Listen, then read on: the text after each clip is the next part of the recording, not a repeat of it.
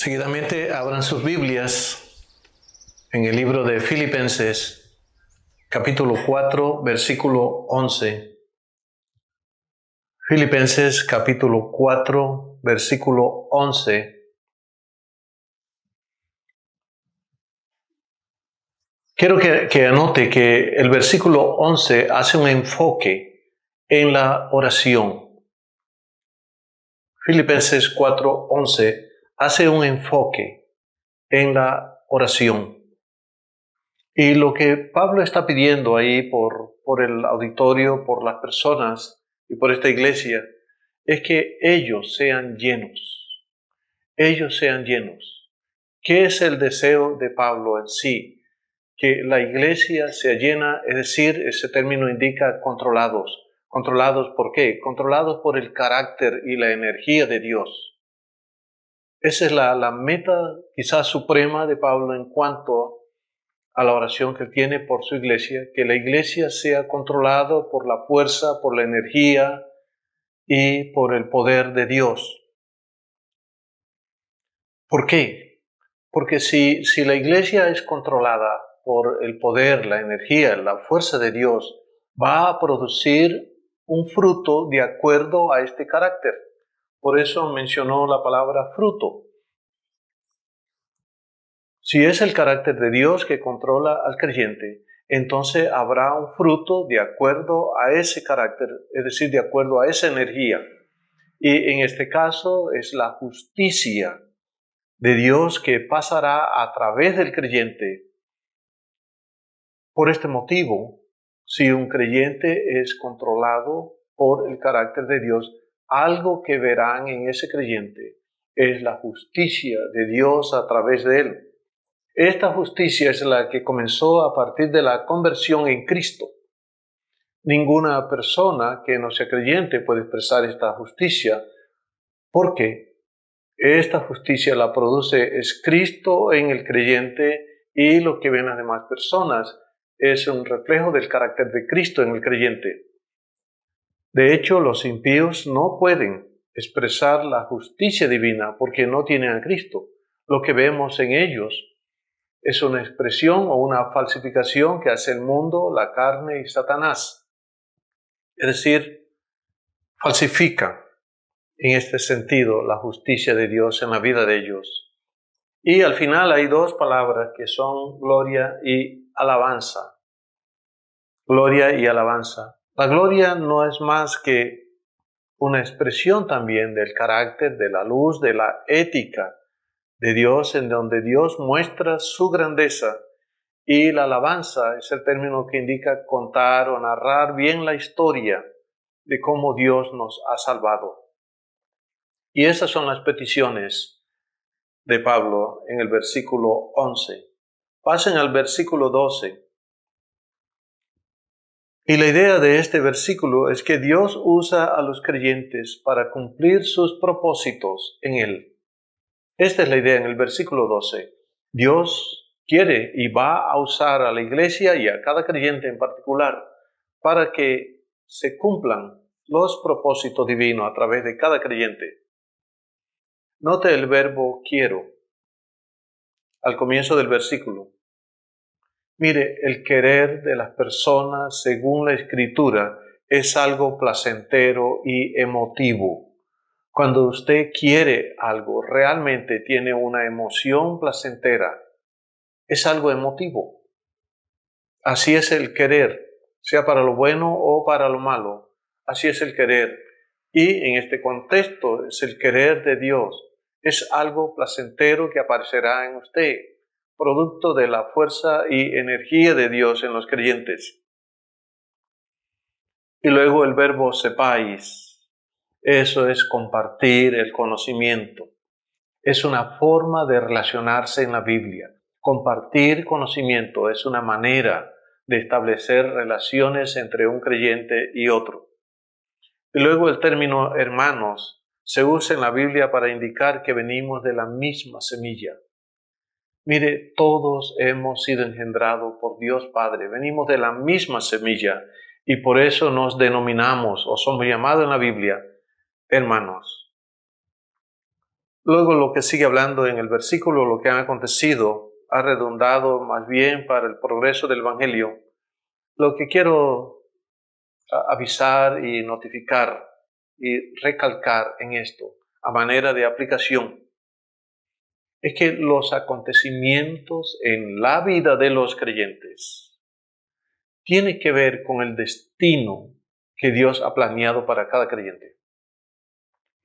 Dios ha planeado nuestro destino, nuestros objetivos, nuestras metas y lo que nos está aconteciendo en este momento, no solamente a Pablo, pero a cada creyente. Lo que le está aconteciendo enmarca bien en los propósitos de Dios.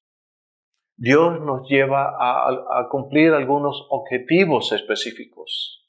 Eso es lo que está haciendo Dios con nuestra vida en el día de hoy. Él está cumpliendo objetivos muy específicos. ¿Cómo? Pasándonos por un proceso. Estamos pasando por un proceso y lo que Dios está permitiendo en nuestra vida es parte del proceso que Dios quiere cumplir en nosotros.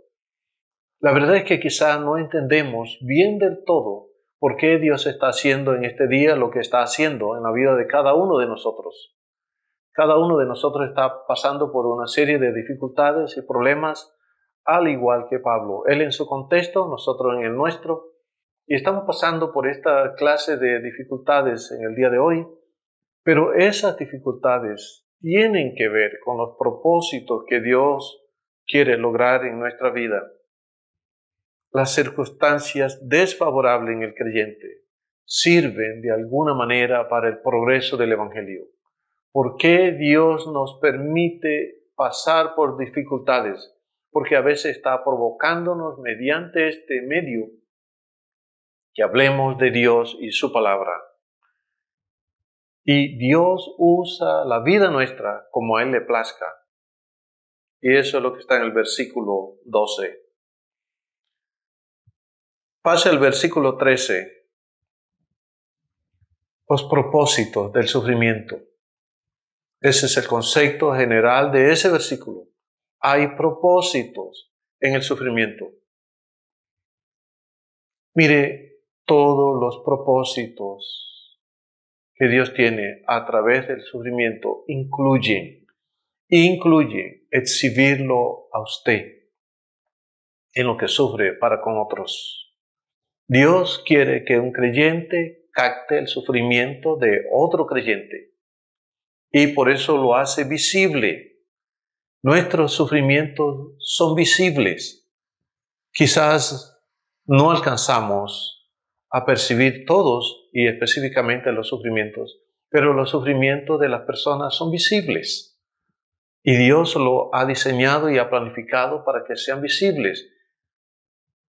Dios da evidencia de esos sufrimientos para impactar a otros creyentes. Dios quiere que otros creyentes sean testigos de nuestro sufrimiento para lograr propósito, para influir a otros creyentes.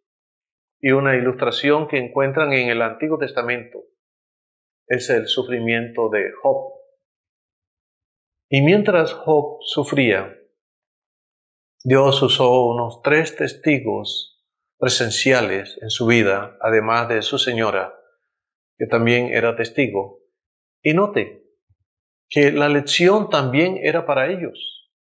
Cuando un creyente sufre, Dios quiere darle la lección también a los demás creyentes. Entonces, cuando vea a algún creyente sufriendo de algo, sepa que hay implícito una lección para usted. Por eso es importante que de vez en cuando compartimos nuestro sufrimiento y nuestros dolores. Y muchas veces Dios usa el sufrimiento de una persona para motivar a otra. Especialmente cuando los grados del sufrimiento de una persona son superiores a los nuestros. Dios utiliza este esquema para motivar a los creyentes. Cuando alguien sufre más que nosotros como que disminuimos nuestra intensidad y sentimiento en cuanto al dolor mismo de nosotros. Note la palabra patente en el texto. Esa palabra significa ser abierto a la mirada de otros. La palabra patente ahí significa que otros pueden contemplar nuestro sufrimiento. Y pretorio es el cuerpo de guardia imperial. El nombre pretorio es el cuerpo de la guardia imperial. Explico quizás en el contexto de la época. Mire, lo que hacían con Pablo era que lo encadenaban junto con un soldado. Y parece ser que cada 4 horas había relevo. Entonces, durante las 24 horas al día, había relevo de muchos soldados y por eso él podía compartir el evangelio con cada soldado que iba relevando al otro, que iba encadenando con él. Él aprovechó esa circunstancia desfavorable para hacer evangelismo. Igual nosotros. Si hay circunstancias desfavorables en estos días para nosotros, aprovechamos de hablarle de Cristo a las personas con las cuales nos encontramos y que están junto con nosotros por alguna circunstancia. Pasen al versículo 14. Y la idea de ese versículo es que hay un impacto por el sufrimiento de las demás personas sobre nuestras vidas. Cuando vemos a alguien sufrir intensamente, nosotros sufrimos un impacto, nos afecta. El sufrimiento ajeno, aunque no queramos, nos afecta, nos influye de alguna manera. O nos entristece o nos alegra en el peor de los casos, pero sí hay una influencia del sufrimiento ajeno sobre nosotros. En este versículo, note la palabra cobrar ánimo. Significa estar persuadido. El verbo cobrar ánimo ahí significa estar persuadido. Esta persuasión se debe a la vivencia de Pablo. Pablo está preso, está limitado, está sufriendo y ese encarcelamiento de él, Dios lo usó para influir creyentes en la época.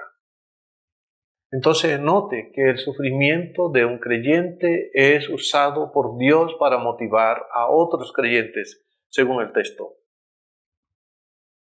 Quiero que entienda esto.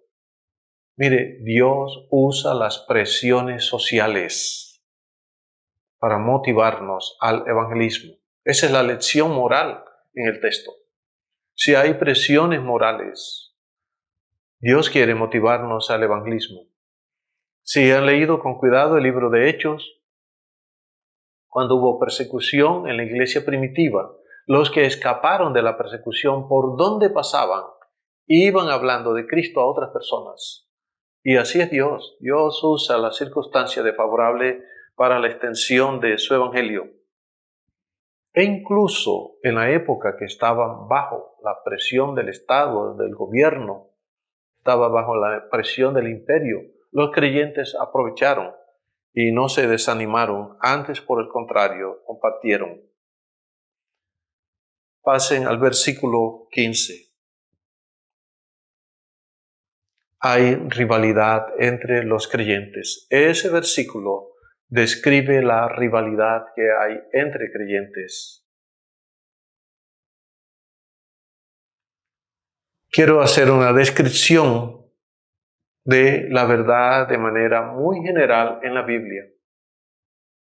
En la Biblia, la verdad incluye 2 conceptos o 2 ideas. ¿Qué es la verdad en la Biblia? Respuesta: Dios, Trino, y toda su palabra. Eso implica el decreto de Dios. Entonces, la verdad en la Biblia incluye a Dios, su palabra y su decreto. Esos 3 aspectos consideramos que incluyen lo que es la verdad y cuando Dios habla de la verdad en la Biblia. Entonces, alguno a la verdad predica y usó la palabra contienda. Describo la palabra contienda, que es un sentimiento de disgusto por el progreso ajeno. La palabra envidia. La palabra envidia es un sentimiento de disgusto por el progreso ajeno. El envidioso sufre porque otra persona está progresando. Ese es el problema del envidioso. Él no quiere que los demás progresen. Pero si ve el progreso en otras personas, entonces él se disgusta y su sentimiento se contorsiona del dolor. Mientras que la contienda es una forma de competencia para ganarle a los demás. La contienda es una manera de competir para intentar ganarle a los demás. Esas dos palabras aparecen en el contexto del Evangelio y es interesante, muy interesante, que haya personas contendiendo y con envidia en el contexto del Evangelio, que fue la experiencia de Pablo acá. Es decir, había personas disgustadas porque a Pablo le iba bien fundando iglesias, estableciendo iglesias y educando creyentes y expresando su don, el cual no era de él, sino una expresión del Espíritu Santo a través de él. Y había personas que se disgustaron y sufrían por eso. En base a eso, compitieron contra Pablo para ganarle. Quizás querían fundar más iglesias y establecer grupos de discipulados a fin de obtener alguna fama, al igual que Pablo, y tener algún impacto, al igual que Pablo. Fíjense al final que aparece la buena voluntad. La buena voluntad es el sentimiento placentero de cumplir los trabajos. Eso es la buena voluntad. Es un sentimiento de placer por realizar nuestro trabajo. Y quiero darle como aplicación esa frase. Mire, la buena voluntad es el modelo de vida para el creyente. Lo que estoy tratando de decirle es lo siguiente. Mire, disfrute su trabajo. Recréese en su trabajo. Disfrútelo de la misma manera que Dios se recreó en Génesis capítulo 1, versículo 1. Haga recreación, convierte en recreación su trabajo y diga como Dios, y vio Dios que era bueno. Le dio placer trabajar. Ese es el modelo de la vida cristiana. Tenga placer en su trabajo, a pesar de la fatiga que nos produce a nosotros por causa del pecado y a pesar del cansancio que nos produce por causa de la limitación. Aprenda que en vida cristiana nuestra perspectiva y nuestro perfil es disfrutar lo que hacemos. Y eso es lo que podemos aprender del versículo 15. Pasen al versículo 16. Sigue hablando de la competencia entre los creyentes. No es bueno, pero mire, no es sano. Usted no tiene que competir contra ningún creyente. Deje que Dios exprese su fuerza, su sabiduría y lo que Él quiere a través de usted, pero no compita con ningún creyente.